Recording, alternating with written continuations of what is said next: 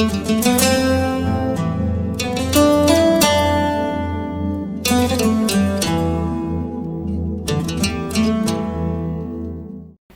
ప్రభు అయిన యేసుక్రీస్తు వారి పేరటన వందనాలండి. చిన్న ప్రార్థన చేసుకుందాము. మమ్మల్ని మిక్కిలిగా ప్రేమించిన మా ప్రియా పరలోకపు తండ్రి, మీ ఘనమైన శ్రేష్టమైన నామమును బట్టి మీకు వందనములు స్తోత్రములు చెల్లించుకుంటున్నాము దేవా. ఇప్పటి వరకు మీరు జరిగించినటువంటి కార్యక్రమాన్ని బట్టి మీకు వందనాలు స్తోత్రాలు నాయన తండ్రి. వాక్యము ద్వారా మీరు మాతో మాట్లాడనై ఉండగా తండ్రి దేవా, మా హృదయాలను సిద్ధపాటు చేసుకున్నటకును తండ్రి దేవా తండ్రి అయ్యా, మీరు కృప చూపండి దేవా. వినగల చెవి, గ్రహించగల హృదయం లోబడే జీవితాలు మాకు దయచేయండి. వాక్యానుసారమైనటువంటి జీవితాలు మీరు మాకు ప్రసాదించండి దేవా తండ్రి. మీ మాటలో శక్తి ఉందయ్యా తండ్రి. మీ మాట వల్ల మా జీవితాలను ఎలా కట్టుకోవాలో, మా బ్రతుకుల్ని ఎలా సరిదిద్దుకోవాలో తండ్రి మీరు చక్కగా మీరు మాట్లాడుతూ ఉండగా తండ్రి దేవా, మా హృదయాలు సిద్ధపాటు చేసుకుని తండ్రి మమ్మల్ని మేము ఆయుత్తుపరుచుకున్నటకు కృప చూపుతారని కోరుకుంటూ, మీ కుమారుడు మా రక్షకుడు అయినటువంటి యేసుక్రీస్తు వారి అతి శ్రేష్టమైన నామంలో ప్రార్థన అడిగి వేడుకొనిచున్నాం పరమ తండ్రి, ఆమేన్. క్రీస్తునందు ప్రియమైన దేవుని వారలారా, మరి నిన్నటి దినమందు చక్కటి సందర్భాన్ని గురించి, తల్లి గర్భంలో ఉన్నటువంటి కుమారుడు అనుసంధానమైనటువంటి, తల్లికి బిడ్డకి అనుసంధానమైనటువంటి బొడ్డు పేగును గురించి, నాభి సూత్రాన్ని గురించి మనం నిన్నటి దినమందు ఎహెజ్కేలు ప్రవక్త వ్రాయించినటువంటి మాటలు, ఒక వచనాన్ని మనం ఆధారం చేసుకుని మనం చాలా చక్కగా వివరించుకున్నాం ప్రియమైన దేవుని వారలారా. ఈరోజు కూడా ఒక సందర్భాన్ని గురించి మనం మాట్లాడుకుందాము. కీర్తనల గ్రంథము 20వ అధ్యాయము, కీర్తనల గ్రంథము 20వ అధ్యాయము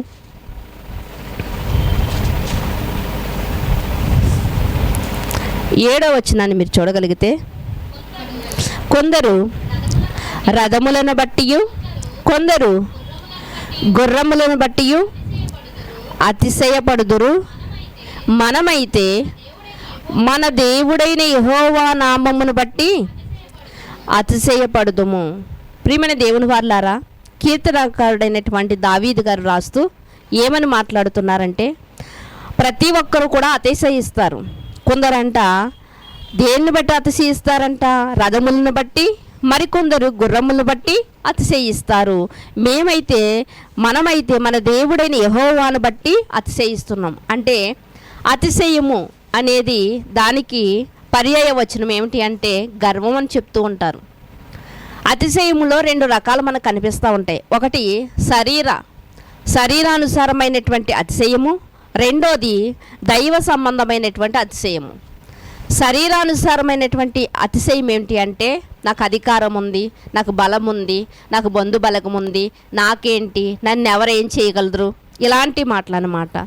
నాకు ఇంత బంధు బలగం ఉంది, నేను ఒక్కడినైతే సరిపోతాను, నా ఇంట్లో వాడిని ఒక్కడిని పంపిస్తే సరిపోతాను, ఇలాంటివి చాలా ప్రగల్భాలు పలుకుతూ ఉంటారు. దీనినే శరీరానుసారమైనటువంటి లేకపోతే శరీర సంబంధమైనటువంటి అతిశయము అంటూ ఉంటాం. దైవ సంబంధమైనటువంటి అతిశయం కూడా ఉంటుంది.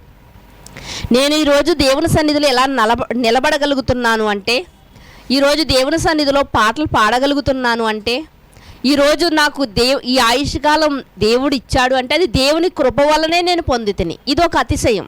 ఇది దైవానుసారమైనటువంటి అతిశయం. అంటే ప్రతి విషయంలో నేను నన్ను అని చూపించుకోకుండా దేవుని శక్తిని, దేవుని ప్రభావాన్ని రుచి చూసినటువంటి మనము ఏమంటూ ఉంటామంటే, ఇది దేవుని కృప మాత్రమే, దేవుని దయ వలనే నేను ఇట్టి రీతిగా ఉన్నాను, ఇదిగో దేవుని శక్తి మూలముగానే, దేవుని యొక్క ప్రేమ మూలంగానే నేను దీన్ని సంపాదించుకున్నాను, లేకపోతే దేవుడు నాకు ఇచ్చాడు, ఇట్టి రీతిగా మనం మాట్లాడుకుంటాం. కనుక శరీర సంబంధమైనటువంటి అతిశయం ఉంది, దైవ సంబంధమైనటువంటి అతిశయం ఉంది. దైవ సంబంధమైనటువంటి అతిశయం కంటే ముందు శరీర సంబంధమైనటువంటి అతిశయం ఎలా ఉంటుంది, దాని ప్రభావం వల్ల ఎలాంటి వారు ఎలా అయిపోయారు అన్నటువంటి మాటలను మనము ఈరోజు ధ్యానించుకుందాం ప్రియమైన దేవుని వారలారా.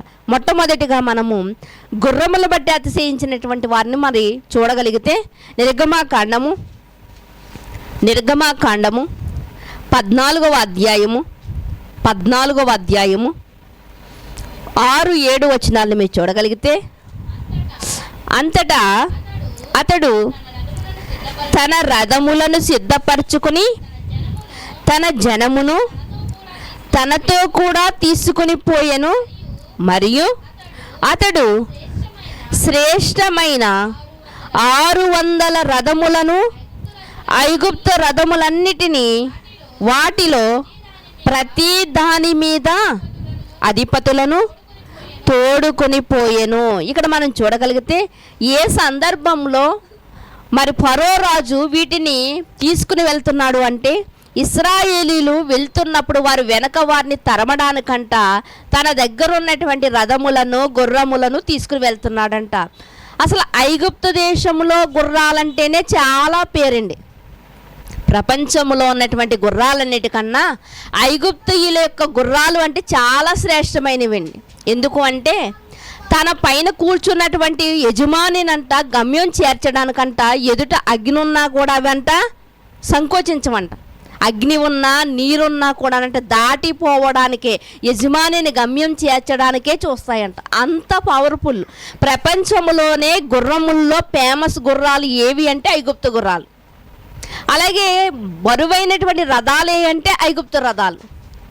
అయితే ఫరో గారంట ఇశ్రాయేల్ని తరమడానికంట తన దగ్గర ఉన్నటువంటి రథములు, గుర్రములను పంపించాడంట.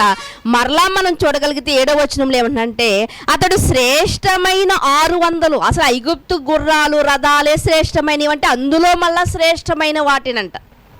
ఆ రోజుల్లో ఒక రాజు యొక్క బలం తెలియాలంటే అతని దగ్గర ఉన్నటువంటి రథాలు, అతని దగ్గర ఉన్నటువంటి గుర్రాలను బట్టి అతని యొక్క బలం ఎంతో తెలిసేది.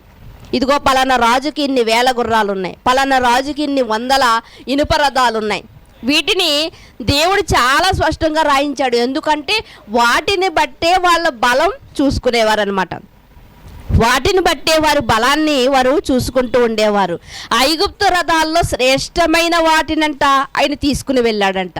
అంటే ఈ రథాల వల్ల నాకు జయం కలుగుతుంది, ఈ గుర్రముల వల్ల నేను ఇశ్రాయేల్ని ఓడించగలను, ఇశ్రాయేల్ని వెళ్ళిపోతున్నారు, వాళ్ళని తరిమి, గుర్రాల ద్వారా తరిమి నేను వాళ్ళని చంపి నేను విజయాన్ని సాధిస్తానన్నటువంటి నమ్మకం కలిగిన వాడుగా ఫరో అంట ఇశ్రాయేల్ని వెంటాడుతున్నాడంట. కానీ శారీర సంబంధమైనటువంటి అతిశయం, నా గుర్రాలు ఉన్నాయి కదా, నా రథాలు ఉన్నాయి కదా, నాకు బోళంత మంది సేవకులు ఉన్నారు కదా అని బయలుదేరినటువంటి ఆయనకి విజయం కలిగిందా, అపజయం కలిగిందా అంటే మనందరికీ తెలుసు ప్రియమైన దేవుని వారలారా.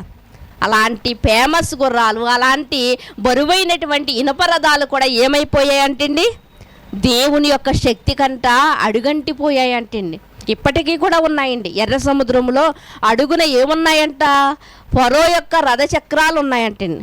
ఫరో యొక్క రథచక్రాలు ఇప్పటికీ కూడా ఉన్నాయంట.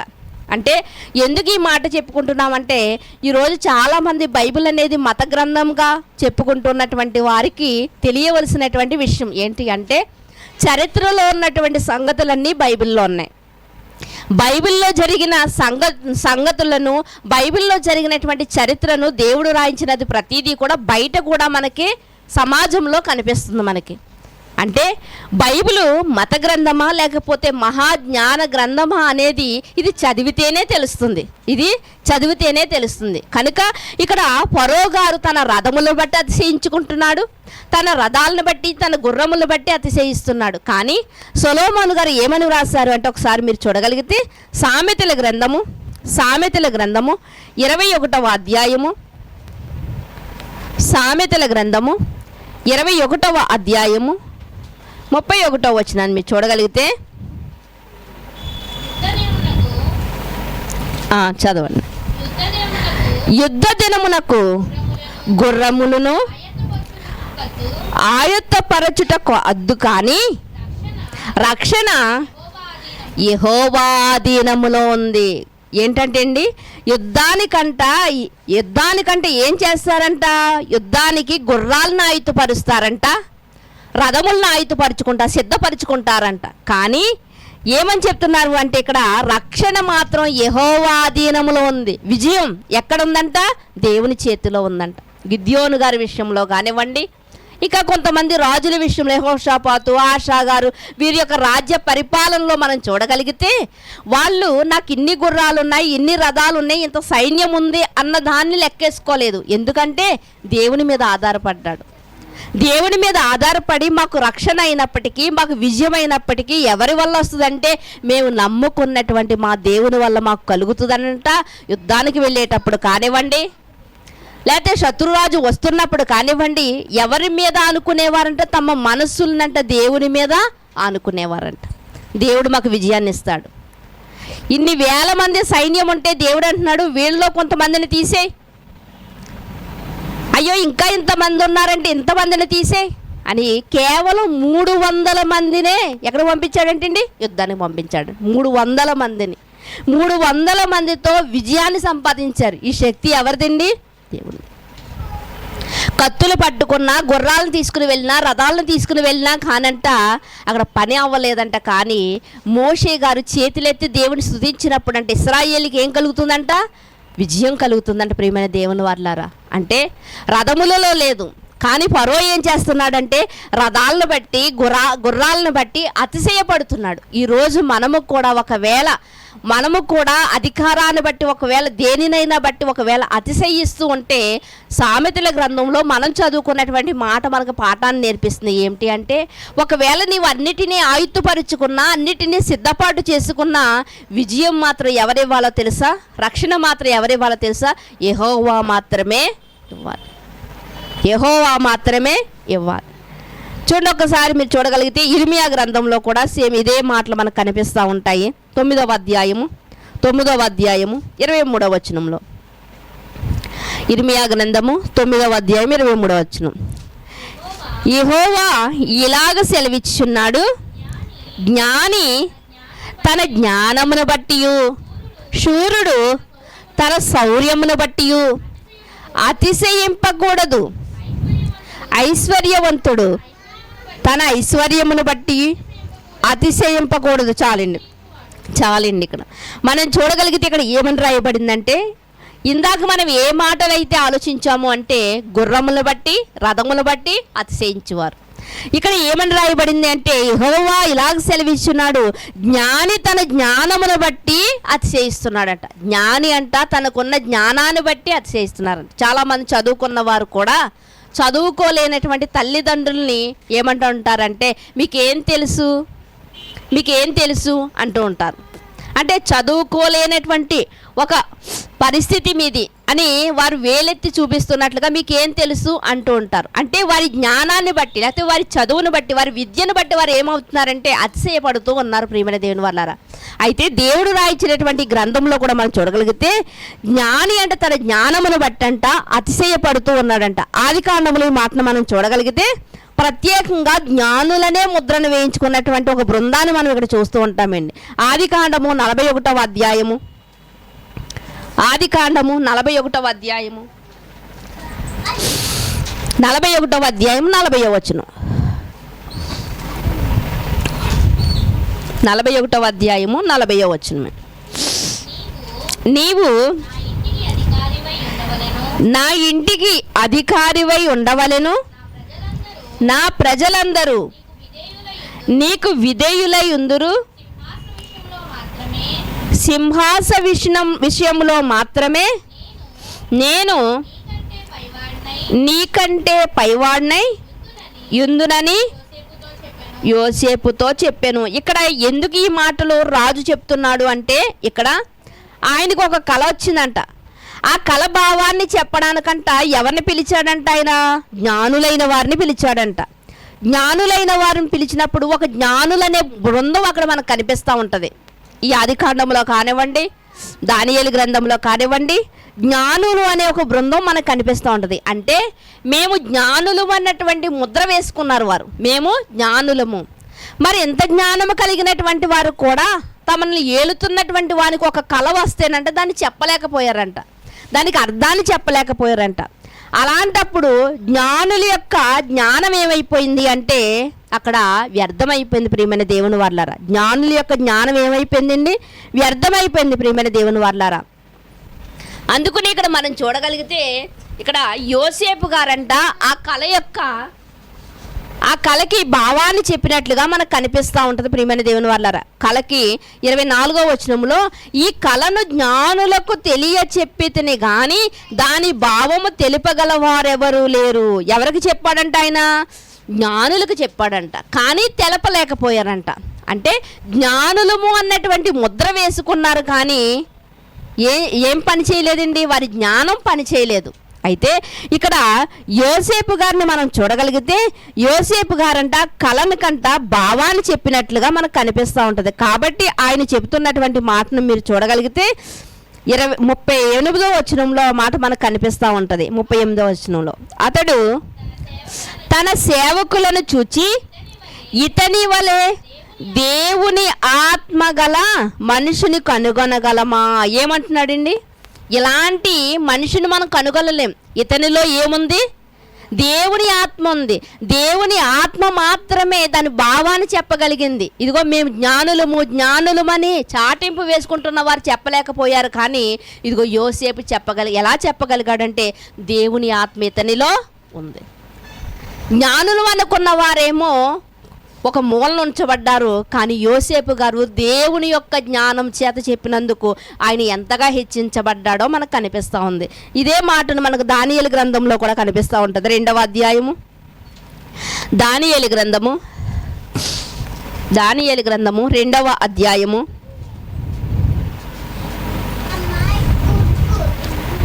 20వ వచనం. 2వ అధ్యాయము 20వ వచనం. ఎట్లనగా దేవుడు జ్ఞాన బలములు గలవాడు, యుగములన్నటను దేవుని నామము స్తుతి నందును దాకా. ఏమని చెప్తున్నారండి ఇక్కడ? అనేక మంది అంట జ్ఞానులుగా పిలువబడిన వారు ఉన్నారంట. ఇదిగో జ్ఞానులైన వారు ఒకవేళ చెప్పకపోతే 13వ వచనంలో ఉంటుంది, జ్ఞానులందరూ కూడా జ్ఞానులు మరి ముద్ర వేసుకున్నారు కదా మీరు, ఒకవేళ నాకు వచ్చినటువంటి కలకు కానీ మీరు భావం చెప్పకపోతే మిమ్మల్ని అందరినీ చంపేస్తానని 13వ వచనంలో మనకు కనిపిస్తూ ఉంటుంది. బబులోనులోని జ్ఞానులందరినీ సంహరింపవలనని ఏమంటున్నాడండి? బబులోనులో ఉన్నటువంటి జ్ఞానులందరినీ కూడా చంపివేస్తానని, సంహరింపబడతారని అక్కడ చాటింపు వేసినప్పుడంట దానియేలు గారు ఆ మాటని వినంట తన స్నేహితులతో కూడా కలిసంట ఆయన దేవుని సన్నిధిలో మోకాళ్ళేసి ప్రార్థన చేసినప్పుడంట ఆ జ్ఞానమైనటువంటి సంగతిని దేవుడు వారికి చెప్పాడు. ప్రియమైన దేవుని వాళ్ళారా. అందుకునే ఆయన ఆ కళ భావాన్ని తెలియచేసినప్పుడు రాజు ఆయన మెచ్చుకుంటున్నప్పుడు దానియేలు గారు ఏమంటున్నారంటే, ఎట్లనగా దేవుడు జ్ఞాన బలములు కలవాడు.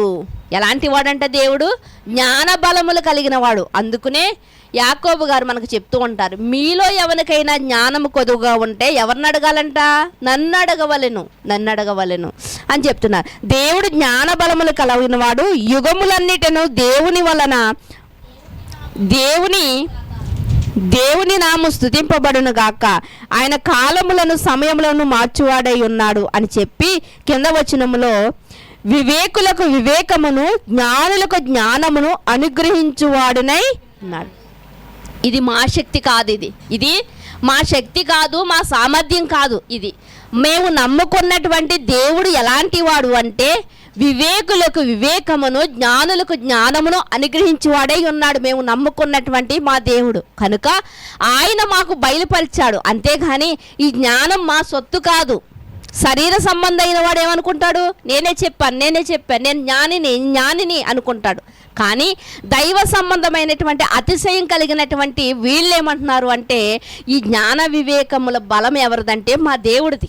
ఆయన ఎలాంటి వాడు అంటే జ్ఞానులకు జ్ఞానాన్ని, వివేకం కలిగిన వారికి వివేకాన్ని అనుగ్రహించే దేవుడై ఉన్నాడు. కాబట్టి ఏదైనా మీరు గణపరచాలి అంటే మా దేవుడిని గణపరచండి, అది మా దేవుడిని మీరు గణపరచండి, అంతేగాని మాకు మాత్రం కాదు అంటున్నారు.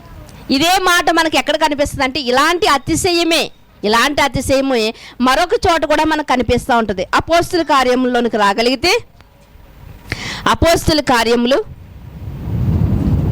14వ అధ్యాయము, అపోస్తుల కార్యములు 14వ అధ్యాయము 12వ వచనం. జనసమూహములు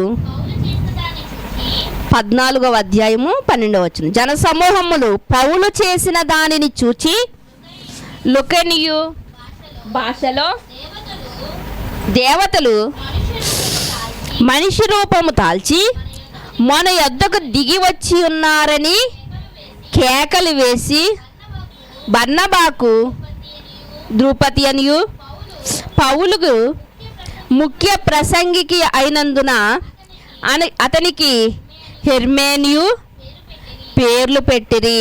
ఇంకా ఏం చేస్తున్నారంట, పట్టణమునకు ఎదురుగా ఉన్న ద్విపతి యొక్క పూజారి ఎడ్లను పూదండలను ద్వారముల యొద్దకు తీసుకుని వచ్చి సమూహముతో కలిసి బలి అర్పింపవలనని ఉండెను. ఇక్కడ మనం చూడగలిగితే పౌలు గారు ప్రసంగిస్తూ ఉండగా పౌలు గారు చేస్తున్నటువంటి అద్భుత కార్యాలను చూసంట కొంతమంది ఏం చేస్తున్నారంటే మనుషులైతే ఈ పని చేయలేరు. కాబట్టి ఎవరు అంటే మనం ఎవరినైతే మనం పూజిస్తున్నామో, ఎవరికైతే మనం బలులు అర్పిస్తున్నామో, ఎవరికైతే మన పిల్లల్ని బలిగా ఇచ్చేస్తున్నామో ఆ దేవతలే ఇదిగో వీళ్ళ రూపంలో వచ్చారు. కాబట్టి మన దేవతల పేర్లు వీళ్ళిద్దరికీ పెడదామని పెట్టి ఇద్దరికి పేర్లు పెట్టారంట. అంతేకాకుండా ఒక పూజారి వచ్చి ఏం చేస్తున్నాడు అంటే ఇదిగో అక్కడ చూడగలిగితే మనము ఆయనంట పూలదండలనంట అలాగే వధించడానికి ఎడ్లనంట సిద్ధపాటు చేశాడంట. అయితే అలాంటప్పుడు ఎంత ఆనందం అండి. మనల్ని ఎవరైనా పొగుడుతున్నప్పుడు కానీ, మనల్ని ఎవరైనా హెచ్చిస్తున్నప్పుడు కానీ, మీకంటే గొప్పవారు లేరు అన్నప్పుడు కానీ ప్రతి ఒక్కరిలో కూడా అతిశయం కలుగుతుంది. చిన్నపిల్లలు మొదలుకొని పెద్దవారి వరకు ప్రతి ఒక్కరికి కూడా అతిశయం అనేది కలుగుతూ ఉంటుంది. శారీరక అతిశయం ఇది. మీ అంతటి వారు లేరండి అంటే ఇప్పుడు పౌలు గారిని ఇక్కడ శీలా గారిని మనం చూడగలిగితే, బర్నబా గారిని మనం చూడగలిగితే వారిని కూడా అలాగే ఇచ్చేస్తున్నారు, మాటల చేత పొగుడుతున్నారు. అయ్య బాబాయ్ మీ ఎంత గొప్పవారు లేరండి, మీరు ఎంత బాగా ప్రసంగిస్తున్నారండి, మీరు అసలు మీ మాటలు కాదండి, మీ చేతి కార్యాలు కాదండి, మా దేవతలే మీ రూపంలోకి వచ్చేసాయి, కాబట్టి మీకు బలులు అర్పించేస్తాం, మీకు పూలదండలు వేస్తాం, మిమ్మల్ని ఊరేగించేస్తామనంట వారు హడావిడి చేస్తుంటేనంట దైవ చిత్తానుసారమైనటువంటి అతిశయం కలిగినటువంటి బిడ్డలై ఉన్నారు. కాబట్టి వాళ్ళు ఏం చేస్తున్నారు అంటే చూడండి 13వ వచనంలో 14వ వచనంలో అపోస్తులైన బర్నబాయు పౌలును ఈ సంగతి విని తమ వస్త్రములను చించుకుని సమూహములోనికి చొరబడి, అయ్యలారా మీరెందుకు ఇలాగ చేస్తున్నారు, మేము కూడా మీ స్వభావము కలిగిన నరులమే. మీరు వ్యర్థమైన వాటిని విడిచిపెట్టి ఆకాశమును భూమిని సముద్రమును వాటిలో ఉండు సమస్తమును సృజించిన జీవము గల దేవుని వైపు తిరగవలనని మీకు సువార్త ప్రకటించున్నాము. చూసారా, మనమైతే పొంగిపోతామండి. దండల మీద దండలు ఏం చేసుకుంటా ఉంటారు. ఒక పక్క నాకు ఇష్టం ఉండవండి అంటూనే ఉంటారు, ఒక పక్క సాలువాలు కప్పించుకోవడాలు, పూలదండలు వేయించుకోవడం చాలామందికి అలవాటండి. ఇక్కడ పౌలు గారిని బర్నబా గారిని మనం చూడగలిగితే పౌలు గారు బర్నబా గారు కూడా దిక్కుమక్కు లేనటువంటి వారైతే కాదండి, చాలా గొప్పింటి వారే, ఉన్నత స్థితిలో ఉన్నవారే. బర్నబా గారు కూడా చాలా ఆస్తిపరుడండి. వాటన్నిటినీ కూడా స్వార్థ పనిలో ఉపయోగించేసి ఆయన చేతితో చిల్లి సంచయనను పట్టుకోకుండా పౌలు గారి వెంబడి ప్రయాణం చేస్తున్నాడు సువార్తలో. అయితే వాళ్ళ మాటలను బట్టి, వారు చేస్తున్న కార్యాలను బట్టి ప్రజలందరూ ఇటు రీతిగా వారు మాట్లాడుతున్నప్పుడంట వాళ్ళు ఏం చేస్తున్నారంటే భలే అని ఒక చోట కూర్చోలేండి, బట్టలు సర్దుకుని కూర్చోలేదు. మేము సన్మానం చేయాలనుకుంటున్నాం అన్నప్పుడు దైవజనులు ఏం చేస్తారంటే తమ వస్త్రాలు సర్దుకుని చాలా రెడీగా కూర్చుంటారు. కానీ వీళ్ళు అలా చేయలేదండి, వస్త్రాలు సర్దుకుని కూర్చోలేదు. మరి ఏం చేస్తున్నారు, వస్త్రాలను చించుకున్నారంట. మీరు ఏదో చెయ్యాలనుకుంటున్నారు చూసారా, దానికి మేము యోగ్యులము కాదు, మాకు దీనివల్ల అతిశయాన్ని పొందితే మేము దేవుని వల్ల మేమేం పోగొట్టుకుంటాం, గొప్ప పేరును మేము పోగొట్టుకుంటాం. కాబట్టి ఇదిగో మాకు ఇలాంటి వద్దు అని చెప్పంట వారి వస్త్రములు చించుకునంట వారు ఏం చెప్తున్నారంటే, అయ్యలారా మేము పైనుంచి వచ్చినటువంటి మీరు అనుకుంటున్నటువంటి దేవతలమైతే కాదు, మేము కూడా మీ స్వభావం కలిగినటువంటి మనుషులమే, నరులమే, మేము కూడా మీకులాంటి నరులమే. కనుక మీరు ఇట్టి కార్యము చేయకండి, ఇదిగో మీరు వ్యర్థమైన పనిని చేస్తున్నారు, అది కాదు అసలైంది.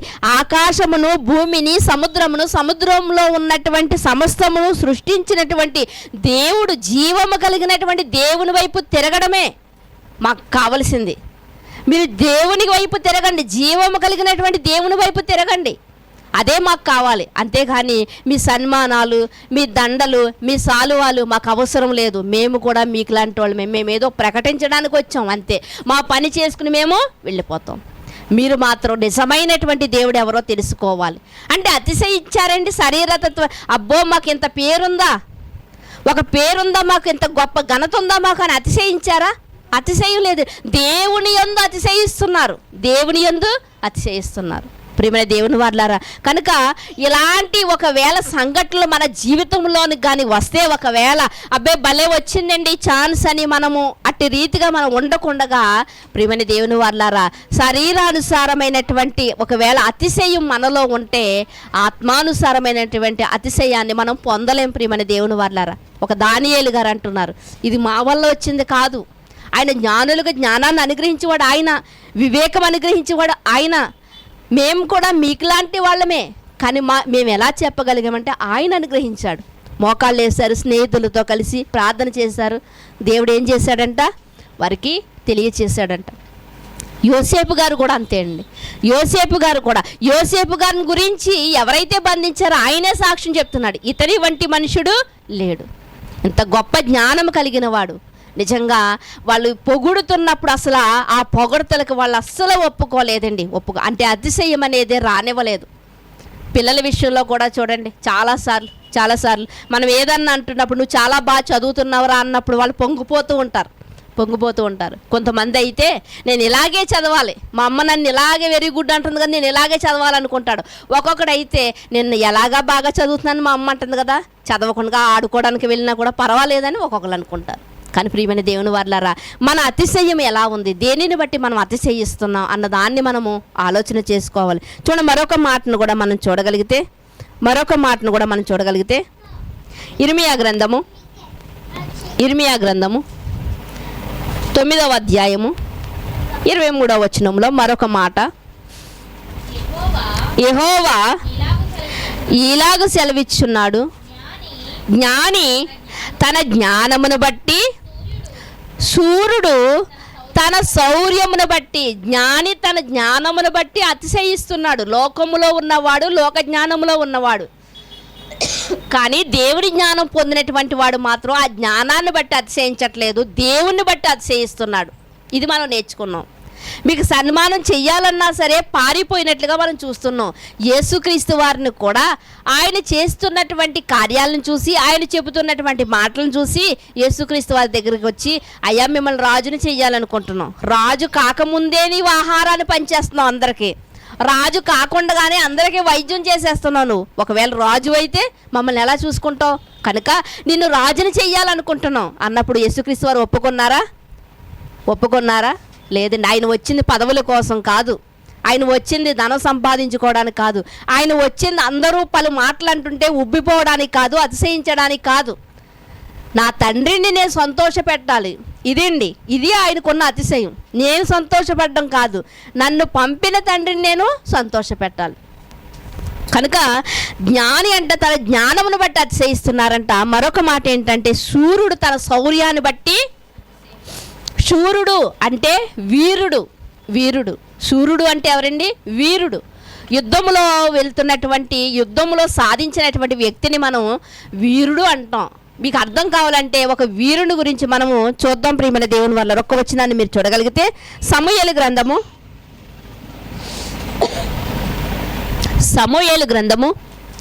మొదటి గ్రంథము 17వ అధ్యాయము 4వ వచనాన్ని మీరు చూడగలిగితే,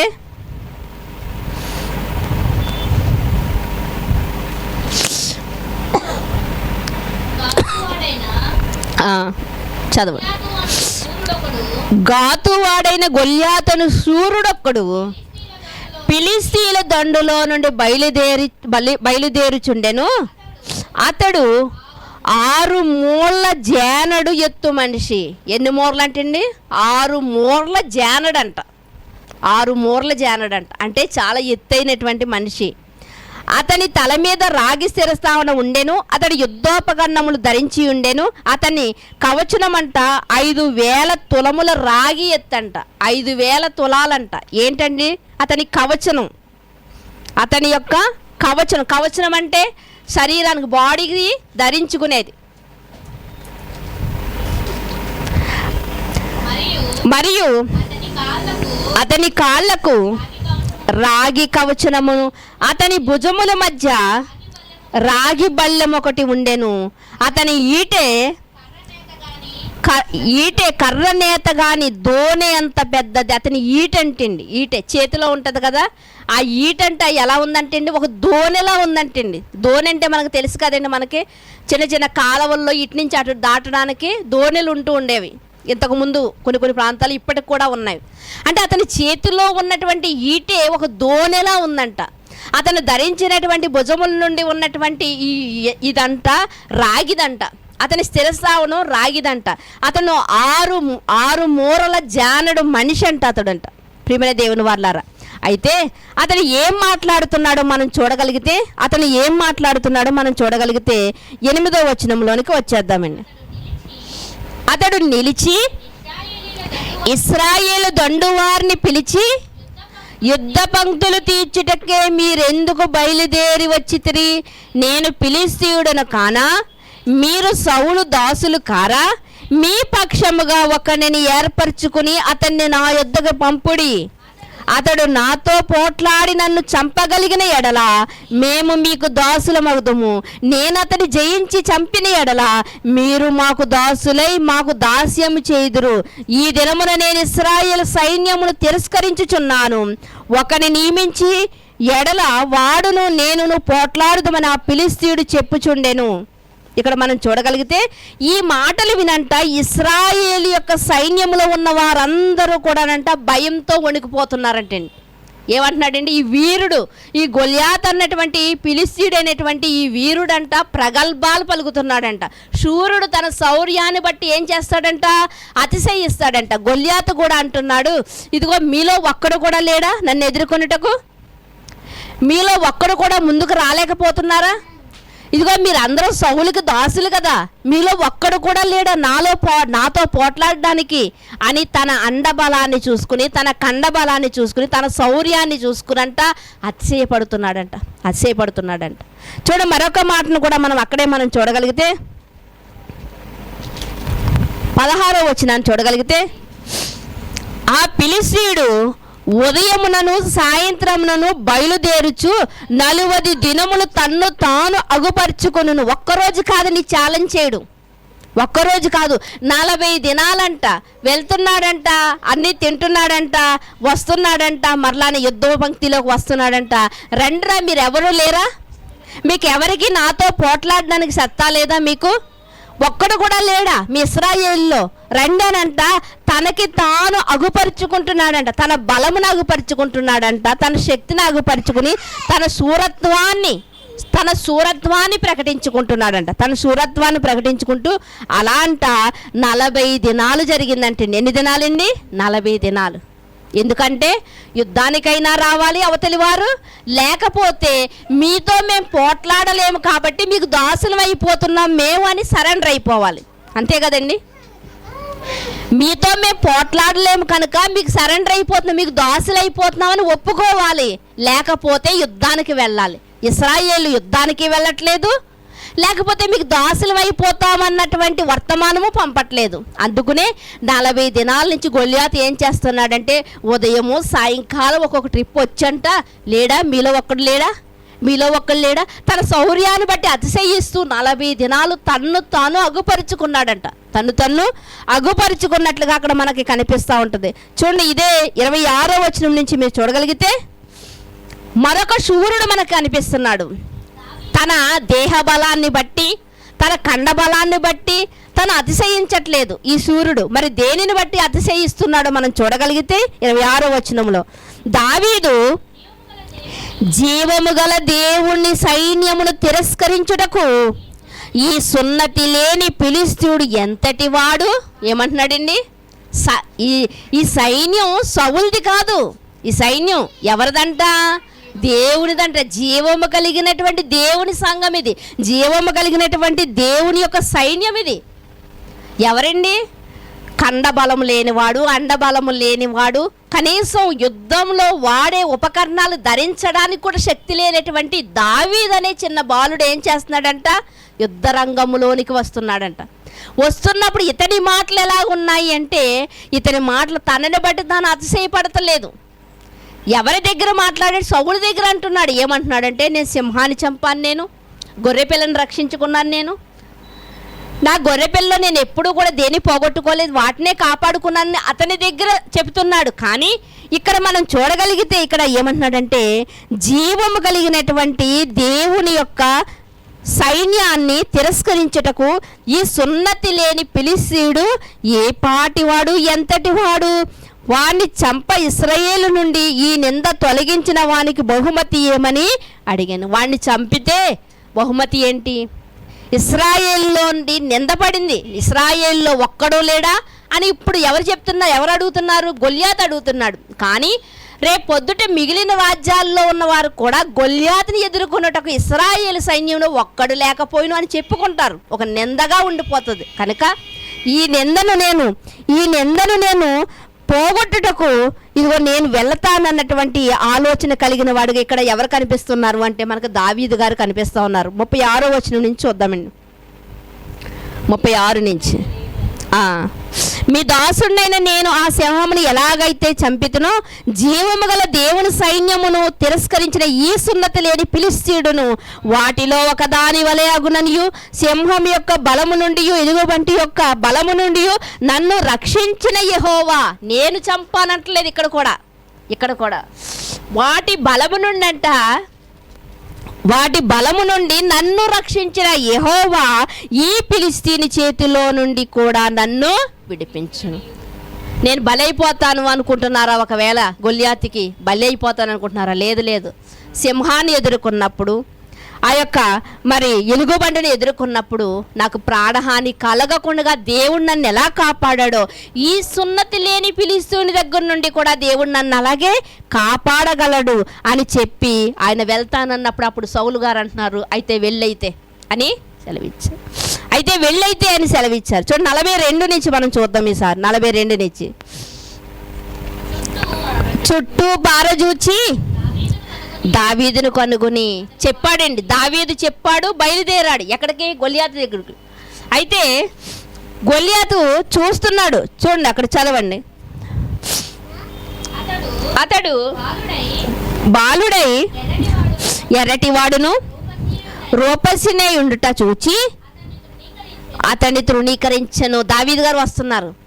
ఏంటి నేను ఇన్ని మాటలు మాట్లాడిన ఎవరో రావట్లేదేటి అని చాలా దూరం నుంచి గొల్యాతు చూస్తున్నాడండి. చుట్టూ పార చూస్తున్నాడంట, చుట్టూ ఎవరో కనిపించట్లేదంట. అప్పుడు బాగా పార చూసినప్పుడు అంటే ఒక బాలుడులాగా, ఒక బక్క చిక్కిపోయినటువంటి ఒక వ్యక్తిలాగా, అంటే బలాఢ్యుడేం కాదండి, తనతో పోట్లాడడానికి తనతో సమానమైనటువంటి బలం కలిగిన వాడైతే కాదు. అలాంటి దావీదు వస్తున్నప్పుడంట అతడు చూస్తూ ఉన్నాడంట. అతడు చూస్తూ ఉండి అతన్ని తృణీకరించాడంట. ఇతడా నన్ను ఎదుర్కోవడానికి వస్తున్నాడా లేకపోతే మేము మీకు దాసులం అయిపోతామని చెప్పడానికి వస్తున్నాడా ఈయన అని ఇతడు అనుకుంటున్నాడు. నీవు నా మీదకి వచ్చుచున్నావే, నేను కుక్కనా? ఏమంటున్నాడు? ఒక కర్ర తీసుకున్న మీదకి వస్తున్నావు, నేను ఏమైనా కుక్కను అనుకుంటున్నావా? నా పవర్ తెలియదా నీకు? 40 దినాల నుంచి నేను ఉదయం సాయంకాలం వచ్చి మీ వాళ్ళని రెచ్చగొట్టినా మీ వాళ్ళలో చలనమే లేదు. అలాంటిది నువ్వు కర్రెట్టుకుని వస్తున్నావు, నేను ఏమన్నా కుక్కను అనుకుంటున్నావా అంటున్నాడు. ఎవరండి? గొల్యాతు. దావీదుతో చెప్పి తన దేవతల పేరట దావీదును శపించెను. నా దగ్గరికి రమ్ము, నీ మాంసమును ఆకాశ పక్షులకు భూమృగములకు ఇచ్చివేతునని ఆ ఫిలిష్తీయుడు దావీదుతో అనగా, దావీదు అంటున్నాడు, నీవు కత్తియు ఈటెయు బల్లెమును ధరించుకుని నా మీదకి వచ్చుచున్నావు. అయితే నీవు తిరస్కరించిన ఇశ్రాయేలు సైన్యములకు అధిపతియగు యెహోవా పేరట నేను నీ మీదకి వస్తున్నాను. ఏమన్నా? నువ్వు అన్నీ ధరించుకుని వస్తున్నావు. నీకు అన్నీ ధరించుకున్నానని, నీకు కండబలం ఉన్నదని, నీకు అండబలం ఉన్నదని నీ బలాన్ని చూసుకుని నువ్వు అతిశయపడుతున్నావు. కానీ నేను ఎవరి పేరట వస్తున్నానో తెలుసా? జీవము కలిగినటువంటి యెహోవా పేరట, సైన్యములకు అధిపతి అయినటువంటి యెహోవా పేరట నేను వస్తున్నాను అని చెప్పి నీ మీదకి వచ్చుతున్నాను. ఈ దినమున యెహోవా నిన్ను నా చేతికి అప్పగించెను, నేను నిన్ను చంపి నీ తల తెగ నరుకుదును. ఇశ్రాయేలులో దేవుడున్నాడని లోక నివాసులందరూ తెలుసుకున్నట్లు నేను ఈ దినమున ఫిలిష్తీయుల యొక్క కళేబరములు ఆకాశ పక్షులకు భూమృగములకు ఇత్తును. అప్పుడు యెహోవా కత్తి చేతను ఈటి చేతను రక్షించువాడు కాడని ఈ దండువారందరూ తెలుసుకొందురు. యుద్ధము యెహోవాదే, ఆయనే మిమ్మును మా చేతికి అప్పగించెను. దావీదు మాటలు ఎలా ఉన్నాయి చూసారా? గొల్లియాతు మాటలు ఎలా ఉన్నాయి, దావీదు మాటలు ఎలా ఉన్నాయి? గొల్లియాతు మాటలేమో శరీరానుసారముగా ఉన్నాయి. నేను ఇంత రాగిని ధరించుకుని ఇంత పెద్దవాడుగా ఇంత ఎత్తైన వాడుగా నిలబడితే నువ్వు ఒక కర్ర పట్టుకుని వస్తున్నావేంటి నువ్వు అంటున్నాడు. ఈయనంటున్నాడు, ఇదిగో తిరస్కరిస్తున్నావు, కానీ మేము ఎలాంటి వారమో తెలుసుగా, మేము జీవము కలిగినటువంటి యెహోవా సైన్యం, మేము ఎలాంటి వారమో తెలుసా, సర్వ సృష్టికర్త అయినటువంటి దేవుని సైన్యం, మేము సైన్యములకు అధిపతి యెహోవా పేరట నేను వస్తున్నాను నీ మీదకి. యెహోవా కన్నా గొప్పవాడు నీ తరపునున్నాడా? నువ్వైతే చెప్పేస్తున్నావు, నేనైతే ఏం చేస్తానో తెలుసా, యెహోవా పేరట ఇదిగో తల నరికేస్తానని చెప్తున్నాడు. అసలు గొల్లియాతు గారికి సమబుజ్జి కాడండి. గొల్లియాతు గారు హైట్ ఏంటి, గొల్లియాతు గారు వెయిట్ ఏంటి, ఆయన మోస్తున్న ఆ యొక్క వస్తువులేంటి, దావీదు గారు హైట్ ఏంటి, దావీదు గారు వెయిట్ ఏంటి? నిజంగా అసలు సైన్యం దగ్గరకు వస్తేనే, యుద్ధ పంక్తి దగ్గరకు చూడడానికి వస్తేనే అన్నయ్యలు అతను తిడుతున్నారు తెలుసా? ఎందుకంటే ఇదిగో నువ్వు యుద్ధ వయసుకు నువ్వు రాలేదు, యుద్ధం చేసే వయసుకి, ఇదిగో మేమే ఆజానుబాహులు, మేమే శూరులు, మేమే వెళ్ళిపోతున్నాం గొల్లియాతు మాటలకి, నువ్వెందుకు వచ్చావు నువ్వు అని తిట్టారు. కానీ ఇతనుకున్న ధైర్యం ఏంటి అంటే, ఇతనుకున్న అతిశయం ఏంటి అంటే, నేను ఎవరి తరపున వచ్చాను, నేను జీవము కలిగినటువంటి దేవుని తరపు. ఈరోజు మనము కూడా అనేక సందర్భాల్లో మన బలాన్ని చూసుకుని మనం ఏమనుకుంటామంటే, నా బలం సరిపోదు అనుకుంటాం. ఒకనాడు యెహోషాపాతు కూడా అలాగే అనుకున్నాడు. ఏమనుకున్నాడు అంటే, మనలా అనుకోలేదండి. అయ్యా నాకు బోలంత సైన్యం ఉండవచ్చు, రథములు ఉండవచ్చు, గుర్రములు ఉండవచ్చు, సైన్యం ఉండవచ్చు, కానీ నా శక్తి సరిపోదయ్యా, నీ శక్తి ఉంటేనే నేను జయించగలను. మనం కూడా ఈరోజండి చాలామంది పిల్లలు అనుకుంటారు, నేను కష్టపడి చదివాను కాబట్టి సాధించాను అనుకుంటారు. కొంతమంది అనుకుంటారు, నేను కష్టపడ్డాను కాబట్టి ఈ ఇల్లును కట్టగలిగాను అనుకుంటారు. నేను కష్టపడ్డాను కాబట్టి ఇంత సంపాదించగలిగాను అనుకుంటారు. చాలా ప్రయాసపడ్డాడంటే ఒక ఆయన ధనవంతుడండి. చాలా సంవత్సరాలు కష్టపడి, చాలా సంవత్సరాలు కూర్చుని తిన్నా తరగనటువంటి ఆస్తిని సంపాదించాడంట. చాలా సంవత్సరాలు కష్టపడ్డాడండి, చాలా సంవత్సరాలు కూర్చొని తిందాం అనుకున్నాడు. కానీ ఆ రాత్రి ఏం చేశాడంటే దేవుడు అతని ప్రాణాన్ని అడిగాడంట. లేదయ్యా, కష్టపడి సంపాదించాను కదా, ఒక్క సంవత్సరాన కూర్చొని తిన్నాయి, నాకు అవకాశం ఏమి అంటే దేవుడు వదిలిపెడతాడా? ఎవరిని పిలవగానే వారు వెళ్ళిపోవాలి. మన్నయ్యది వెంటనే దేనికి వెళ్ళిపోతుందంటే, పిలవగానే మన్నులోనికి వెళ్ళిపోతుందంట. ప్రియమైన దేవుని వారలారా, కనుక ఇక్కడ మనం చూడగలిగితే దావీదు గారి యొక్క శక్తి ఏంటి, దావీదు గారి యొక్క అతిశయం ఏంటి, గొల్లియాతు యొక్క అతిశయం ఏంటి, వీళ్ళిద్దరికి ఉన్నటువంటి ఆ వేరు తత్వం ఏంటి మనకి బాగా అర్థమవుతుందండి. అంటే గొల్లియాతు గారు తన బలాన్ని చూసుకున్నాడు, దావీదు గారు దేవుని బలాన్ని చూసుకుంటున్నాడు. అందుకని అక్కడ ఏమని రాయబడింది అంటే, అక్కడ మనం చూడగలిగితే అక్కడ ఏమని రాయబడింది అంటే, యుద్ధము యెహోవాదే, ఇశ్రాయేల్లో దేవుడున్నాడని లోక నివాసులందరూ తెలుసుకుందరు. ఈ రోజుకి తెలుసుకుంటున్నారు కదండి. ఈ రోజుకి ప్రపంచమంతా కూడా ఈ రోజుకి కూడా యేసుక్రీస్తు వారిని శకపురుషుడు, యుగ పురుషుడని ఒప్పుకుంటుంది. లోకమంతా యెహోవా ఉన్నాడని తెలుసుకోవాలని చెప్పి యుద్ధము యెహోవాదే అని మాట్లాడుతున్నాడు. చూడండి ఆ కింద మాటలు 47లో, అప్పుడు యెహోవా కత్తి చేతను ఈటి చేతను రక్షించువాడు కాదని ఈ దండువారందరూ తెలుసుకుందరు, యుద్ధం యెహోవాదే, ఆయన మిమ్మల్ని మా చేతికి అప్పగించునని చెప్పాను. ఫిలిష్తీయుడు లేచి దావీదును కలియుటకి అతన్ని ఎదురుగా పోగా, దావీదు వారిని ఎదుర్కొనుటకు సైన్యము తట్టు త్వరగా పరిగెత్తుకుని పోయి తన సంచిలో చేయి వేసి అందులో నుండి రాయి ఒకటి తీసి ఒడిసెలలో విసిరి ఆ ఫిలిష్తీయుని నుదుట కొట్టెను. అసలు ఫిలిష్తీయుడికి ఎక్కడా ప్లేస్ ఉండదండి. ఈ శిరస్రావడం ధరించిన చోట నొసటి మీద మాత్రమే ఖాళీ ఉంటుంది. మనం ఒకసారి యుద్ధోపకరణాలను చూడగలిగితే ఈ ఎదటి భాగంలో మాత్రమే ఉంటుందండి. గురి చూసి దేన్ని కొట్టాడంట, ఒక్క చిన్న రాయండి, దేన్ని కొట్టాడంట, నొసలనే తగిలిందంట. నిజంగా నొసల మీద తగిలింది అనుకోండి, ఎలా పడిపోవాలండి అతడు, ఎలా పడిపోవాలి? నొసల మీద తగిలితే వెనక పడిపోవాలి కదా, ఇంత ఫోర్స్గా కొట్టినప్పుడు వెనక పడిపోవాలి, అంతే కదండి. కానీ ఇక్కడ ఎలా పడిపోయాడంట ఆయన? 51వ వచనంలో, 50వ వచనం చూద్దామండి. దావీదు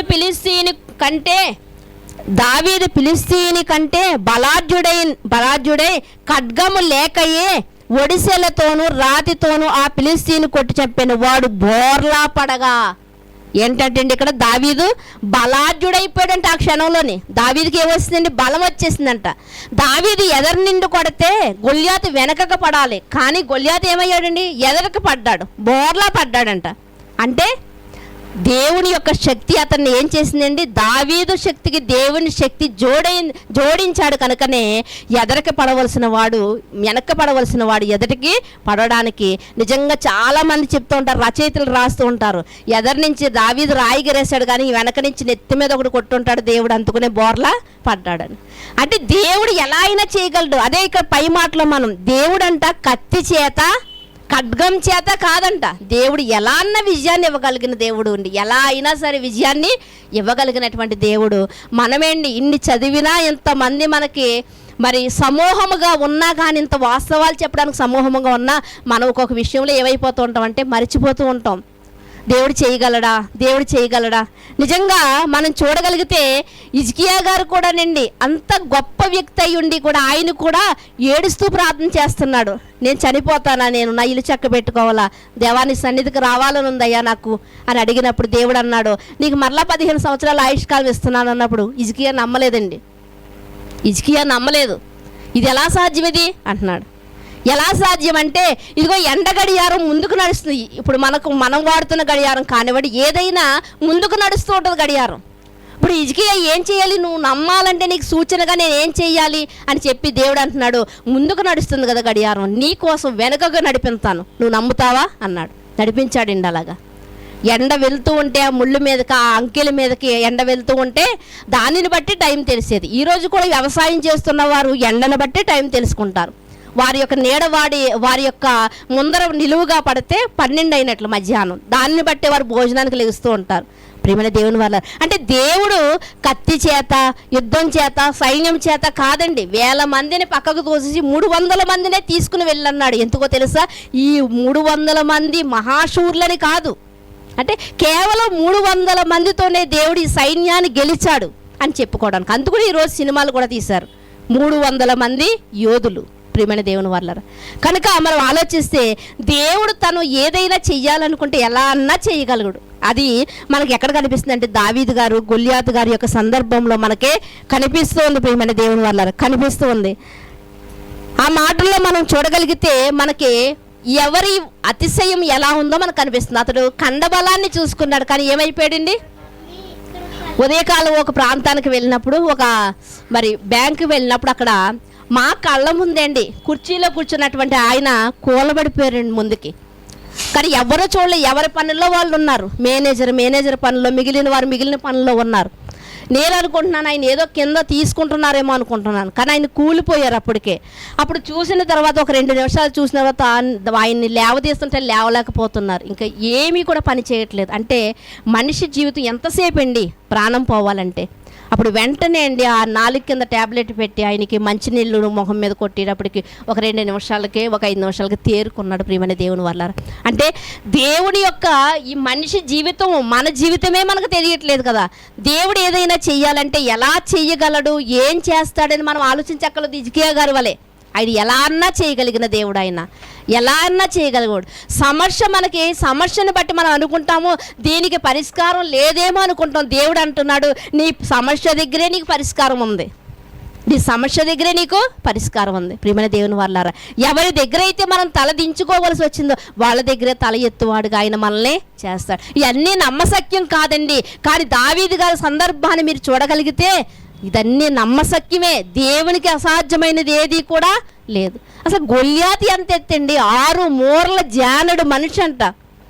6 మూరల జానడు మనిషి అంటండి.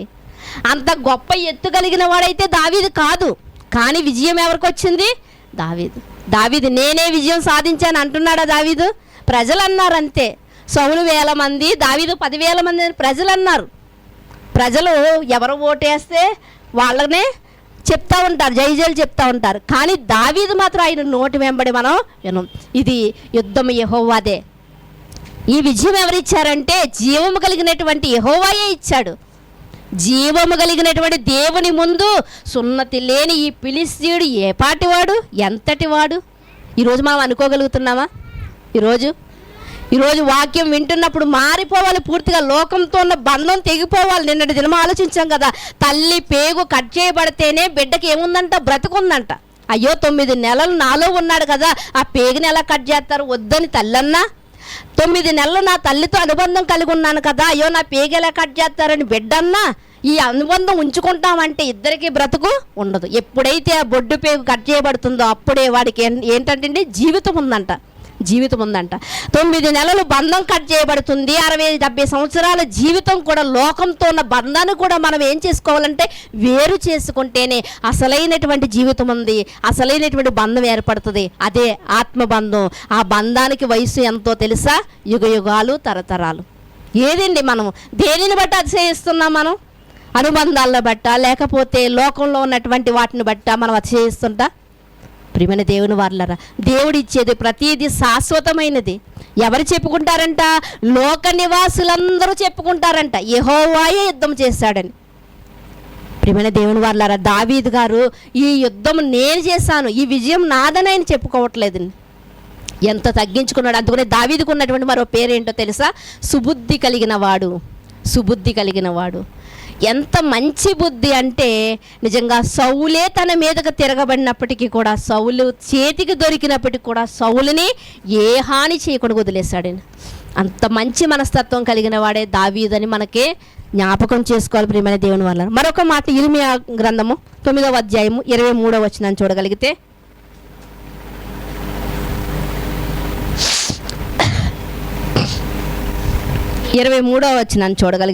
చదవండి.